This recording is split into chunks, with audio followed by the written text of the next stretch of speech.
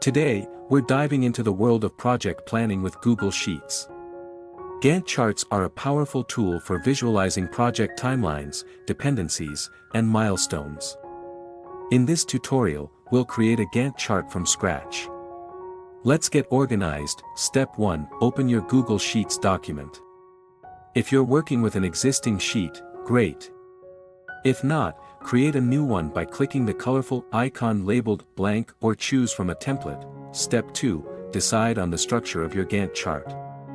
Typically, you'll have columns for tasks, start dates, end dates, and duration. Step 3. Label your columns accordingly. For example, column A, task names, column B, start dates, column C, end dates.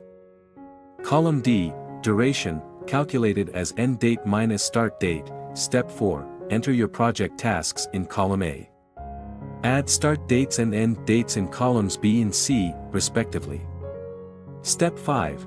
Calculate the duration in column D. Use a formula like equals C2, B2, where C2 is the end date and B2 is the start date for the first task. Step 6. Select the data range, including headers, for your Gantt chart.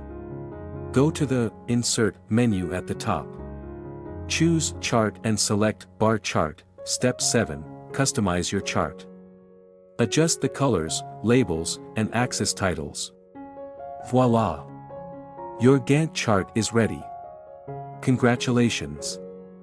You've just created a dynamic Gantt chart in Google Sheets.